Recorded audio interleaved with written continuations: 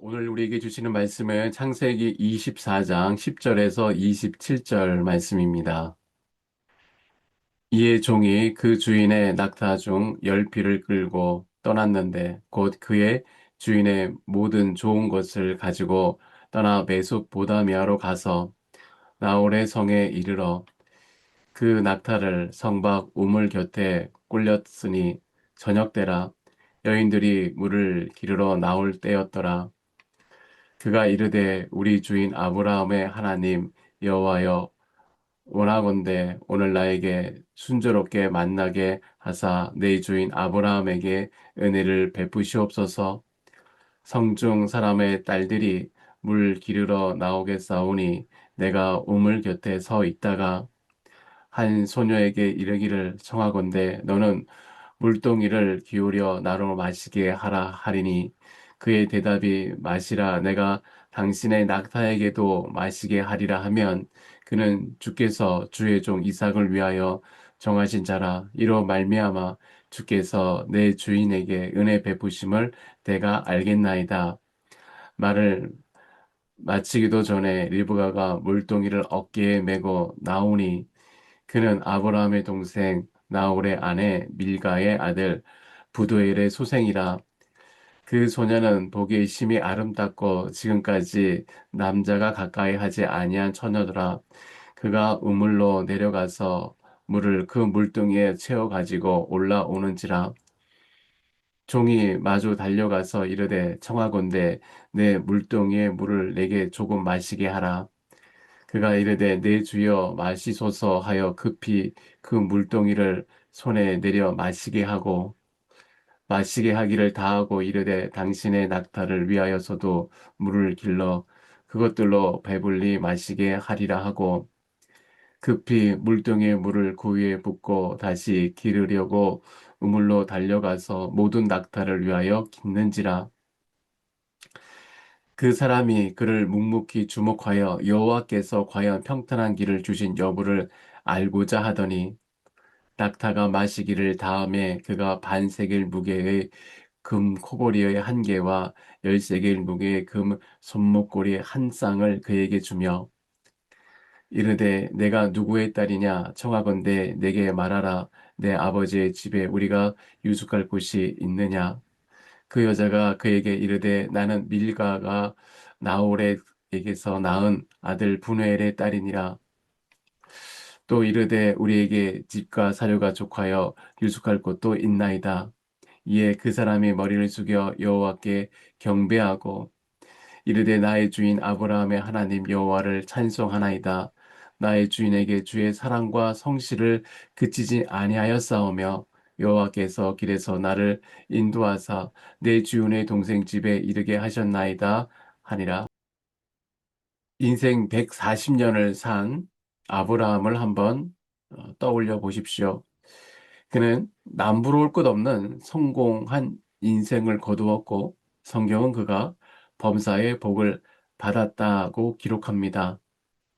그런데 이 노인에게도 마지막까지 잠 못 이루게 하는 숙제가 하나 남아 있었습니다.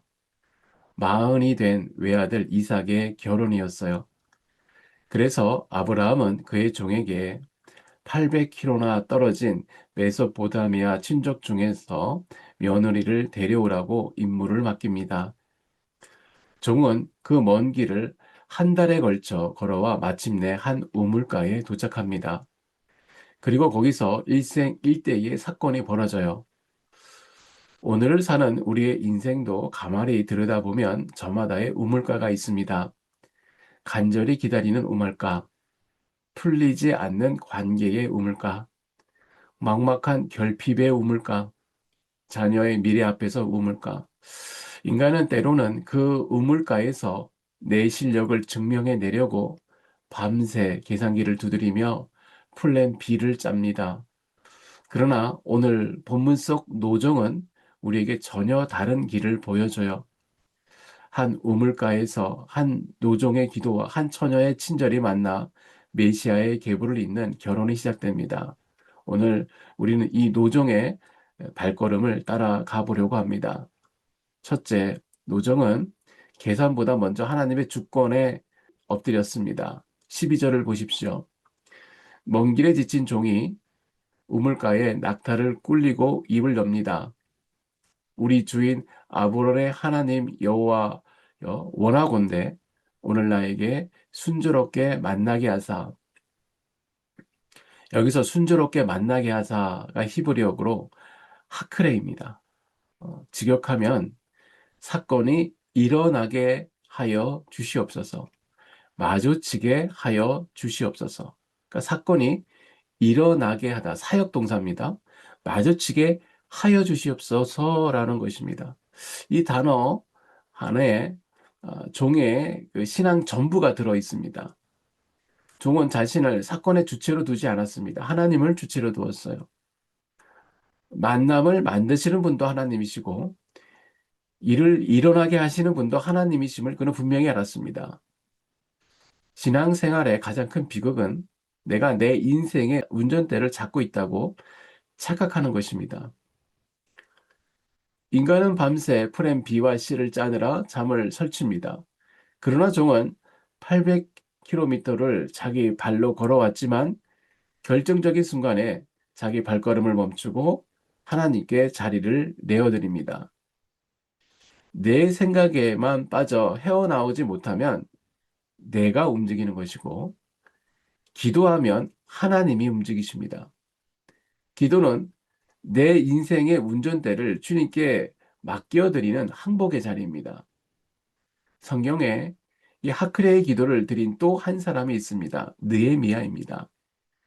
그는 왕 앞에서 예루살렘 성벽이 무너졌다는 소식에 수심이 가득했습니다. 그래서 왕이 묻습니다. 내가 무엇을 원하느냐?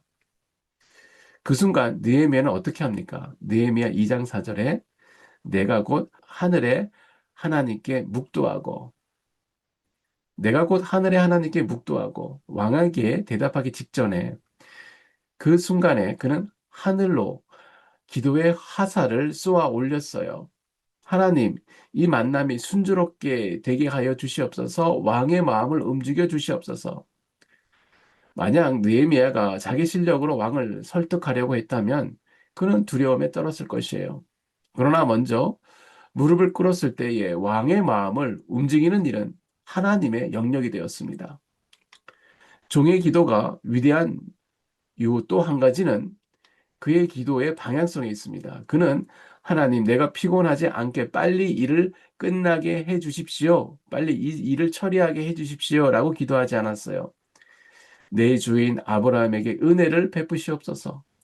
그는 자기 편의가 아니라 주인의 언약이 이루어지기를 기도했습니다.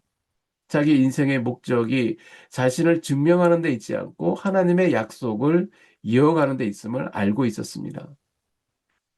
오늘 저와 여러분의 기도 방향을 한번 살펴보아야 합니다. 하나님, 오늘 내가 만나는 그 사람에게 주의 은혜가 흘러가게 하시고 나를 통해 주의 약속이 이 땅에 증명되게 하소서.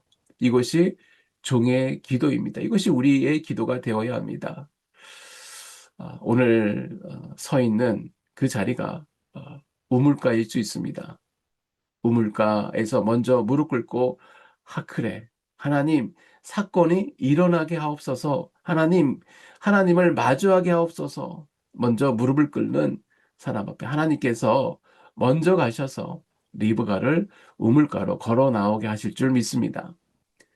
두 번째, 일상의 섬김입니다. 보이지 않는 응답을 신뢰하는 한 걸음입니다. 오늘 15절을 봅시다. 본문 전체에서 가장 영화와 같은 극적인 장면이 등장하는데요. 종이 말을 마치기도 전에 리브가가 물동이를 어깨에 메고 나오니 종의 기도가 채 마침표를 찍기도 전에 저 멀리서 리브가가 걸어옵니다. 종의 간구와 하나님의 응답이 정확하게 겹치는 순간이에요.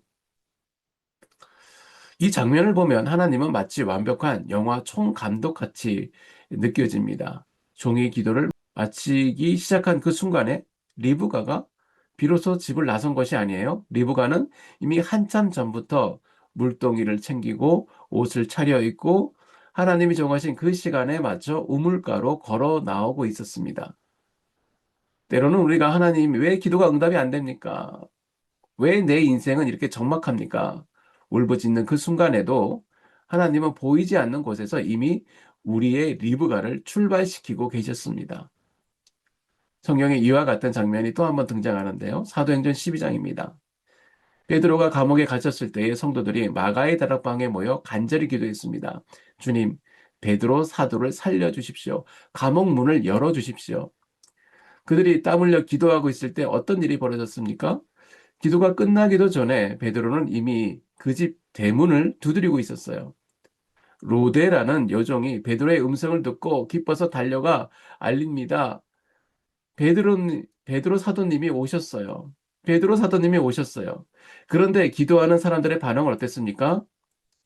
내가 미쳤다. 내가 미쳤구나. 이것이 우리의 모습입니다. 우리는 응답을 구하며 울고 있지만 하나님은 이미 응답을 우리 집 문 앞에 세워두셨어요. 이사야 65장 24절은 이렇게 말합니다. 마치 못을 박던 말이에요. 그들이 부르기 전에 내가 응답하겠고 그들이 말을 마치기 전에 내가 들을 것이며 우리의 기도는 이미 앞서 행하신 하나님의 일하심을 내 눈으로 발견해 가는 과정입니다. 여기서 중요한 부분이 있는데요. 응답으로 등장한 리브가가 어떤 모습이었냐는 것입니다. 그녀는 어떤 기적을 일으키지 않았어요. 어떤 특별한 일을 나타내지 않았습니다. 그녀는 그저 매일 하던 일, 물동이를 메고 우물로 나오는 일상의 성실함 속에 있었습니다. 종이 물을 마시게 하라고 청했을 때에 르브가는 즉시 물을 줍니다. 여기까지만 해도 충분히 친절한 사람입니다. 그러나 그녀는 거기서 멈추지 않았어요. 시키지도 않은 일을 자청합니다. 19절입니다. 당신의 낙타를 위해서도 물을 길러 그것들로 배불레 마시게 하리이다. 여러분, 낙타 한 마리가 한 번에 마시는 물의 양이 100리터 가까이 됩니다. 10마리면 1톤에 가까운 물이에요. 가냘픈 한 처녀가 작은 물동이 하나로 이 엄청난 물을 길어 올리려면 우물 사이를 수십 번 오르내려야 합니다. 이것은 단순한 친절이 아니에요. 친절을 넘어 이것은 육체의 한계를 넘어선 헌신입니다. 본문 18절과 20절에 두 번의 단어가 나오는데요. 두 번 반복되는 단어가 나옵니다.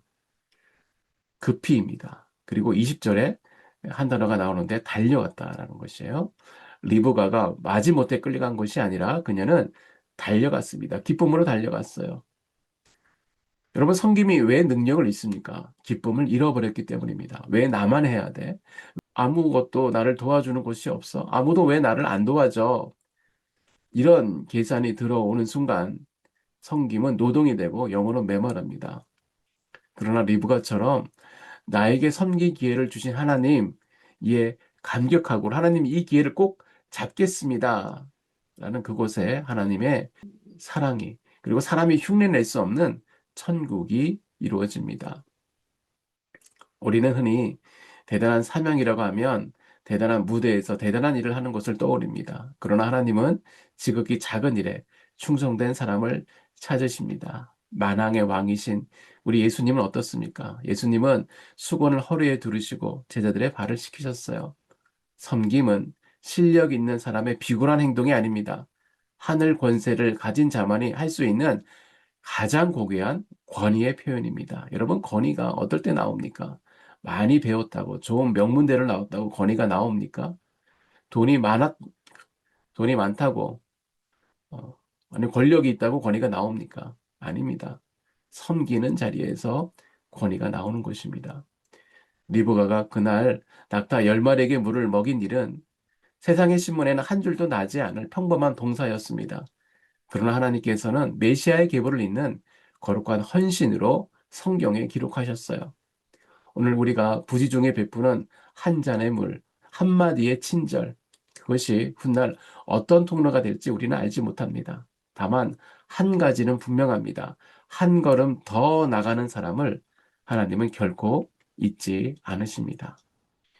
세 번째, 영원한 경배를 드리는 종의 모습을 볼 수 있습니다. 이제 본문은 절정으로 갑니다. 21절에 종은 묵묵히 주목합니다. 자기 기도가 응답되었다는 것이 거의 분명해 보였을 때에 그는 섣불리 행동하지 않습니다.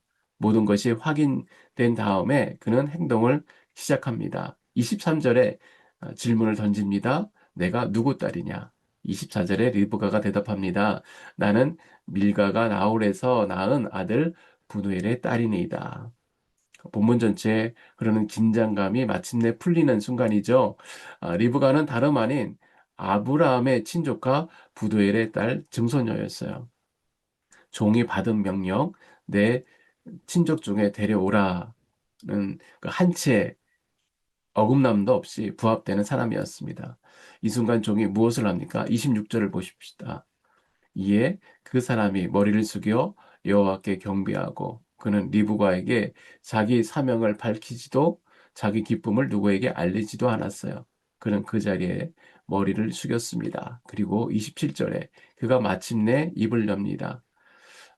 그러나 그 첫 마디는 사람에게 하는 말이 아니라 하나님께 드리는 찬양이었습니다. 여호와를 찬송하나이다. 나의 주인 아브라함의 하나님 여호와여, 나의 주인에게 주의 사랑과 성실을 그치지 아니하였사오며 여호와께서 길에서 나를 인도하사 내 주인의 동생 집에 이르게 하셨나이다. 사랑의 하나님, 성실의 하나님, 인도하신 하나님, 이르게 하신 하나님, 종은 이 네 가지를 한꺼번에 모았어요. 그리고 그는 입을 열기도 전에 먼저 머리부터 숙였습니다. 종이 자기 경험을 자랑하지도 않았어요. 자기가 800km를 걸어온 자기 수고를 자랑하지도 않았어요. 그는 한마디로 결론을 내립니다. 여호와께서 길에서 나를 인도하셨다. 이것이 종의 믿음의 결론입니다. 우리의 삶도 돌아보면 그렇습니다. 우연 같은 만남, 힘들었던 시간, 눈물 흘렸던 그 순간까지 사실은 하나님이 우리를 여기까지 이끄신 손길이었습니다. 사무엘이 미스바에 돌을 세우고 에베네셀 여호와께서 여기까지 우리를 도우셨다고 외침이 그날 우뭇가에서도 울려 퍼지고 있었던 것이에요. 여러분, 좋은 일이 생기면 우리는 누구에게 먼저 달려갑니까? 가족에게, 친족에게, 단톡방에, 사람에게 먼저 알립니다. 그것이 잘못된 것은 아닙니다. 그러나 종은 달랐습니다. 그는 사람에게 알리기 전에 하나님께 머리를 숙였어요. 응답이 왔을 때 신앙의 첫 반응은 하나님을 경배하는 것입니다. 저와 여러분의 인생의 드라마도 만만치 않습니다. 아직 모든 문제가 해결되지 않을 수도 있고요. 아직 리브가의 가족을 만나기 전일지도 모릅니다. 그러나 여기까지 인도하신 하나님을 신뢰한다면 우리는 지금 이 자리에서 미리 경배할 수 있습니다. 그 미리 드리는 경배가 아직 막혀 있는 다음 문을 여는 열쇠가 될 줄 믿습니다. 말씀의 결론입니다. 오늘 본문의 노정은 우물가에서 먼저 하나님께 무릎을 꿇었어요. 리브가는 일상의 평범한 삶 속에서 한 걸음 더 섬김을 보여주었습니다. 그리고 응답이 왔을 때 종은 머리를 숙여 영원한 경배자가 무엇인지 보여주었습니다. 무릎의 우선순위, 일상의 섬김, 영원한 경배. 이 세 자리를 거치는 사람의 우물가는 더 이상 막막한 자리가 아닌 줄 믿습니다. 왜냐하면 그곳은 하나님이 먼저 와 계셨던 약속의 자리이기 때문입니다. 오늘 본문은 우리에게 잊지 말라고 말하는 것 같습니다. 우리가 우물가에 도착하기 전에 하나님은 먼저 와 계셨습니다. 이곳에 발을 내딛기 전에 하나님이 먼저 이곳에 와 계십니다. 어떤 사람을 만나기 전에 하나님이 먼저 그 사람의 마음을 빚고 계셨습니다. 오늘 기대하는 마음으로 살아가기를 소망합니다. 울어 엎드려 그래, 하나님이 이를 일어나게 하옵소서. 이러한 고백이 저와 여러분 안에 있기를 소망합니다. 오늘 말씀을 가지고 세 가지 기도 제목으로 함께 나누겠습니다. 첫째, 내 경험보다 하나님의 주권을 먼저 인정하는 무릎의 우선순위를 갖게 하소서. 어, 오늘 만나는 사람마다 그 사람 앞에서 하나님의 일이 일어나게 하소서 라는 기도를 먼저 드리게 하게 하시고 하나님의 통치 앞에 항복하고 오늘의 일의 시작을 주님께 맡겨드리는 믿음의 사람이 되게 하소서. 두 번째, 보이지 않는 곳에서 일하시는 하나님을 신뢰하며 일상의 섬김을 다하게 하소서. 기도가 끝나기 전에 이미 응답을 준비하신 여호와의 이레의 하나님을 온전히 신뢰하게 하시고 응답이 보이지 않는 막막한 순간에 낙심하지 말게 하시고 오늘 내게 맡겨진 작은 일, 또 만나는 사람마다 리브가처럼 한 걸음 더의 기쁨으로 섬김의 도를 다하는 믿음의 사람이 되게 하소서. 셋째, 인생의 모든 결과 앞에 하나님만 높이는 영원한 경배자가 되게 하소서. 인생의 고비고비마다 우리를 홀로 두지 아니하시고 길에서 나를 인도하셨다 고백하게 하시는 에베네셀의 하나님을 찬양하게 하여 주시옵소서. 모든 판을 다 짜시고 영화 감독같이 우리 인생을 인도하시는 주님께만 머리 숙여 경배하는 진정한 예배자의 삶을 살게 하여 주시옵소서.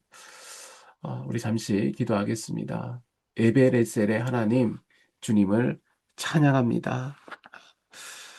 우리가 행동하기 전에 먼저 무릎을 꿇었던 종의 기도를 기억하게 하시고 우리의 모든 인생의 모든 결정 앞에서 내 계산기를 두드리기 전에 먼저 무릎을 꿇어 하크레 하나님이 내 일을 일어나게 하소서라는 고백이 우리 안에 있게 하여 주시옵소서. 우리가 기도하기 전에 미리 우리의 리브가를 출발시킨 그 주님의 손길을 날마다 기억하고 신뢰하게 하여 주시고 응답이 보이지 않는 그 막막한 순간에도 낙타 10마리에게 물을 먹이는 그 한 걸음의 섬김을 기쁨으로 감당하는 저희 모두 되게 하여 주시옵소서. 오늘 하루도 내 능력을 자랑하지 않게 하여 주시고 머리 숙여 여호와께서 길에서 나를 인도하셨습니다 라는 고백으로 살아가게 하여 주시옵소서. 그리하여 우리의 매일의 삶이 주님께 드리는 아름다운 향기가 되게 하여 주시옵소서. 모든 것을 감사드리며 예수님의 이름으로 기도드립니다. 아멘.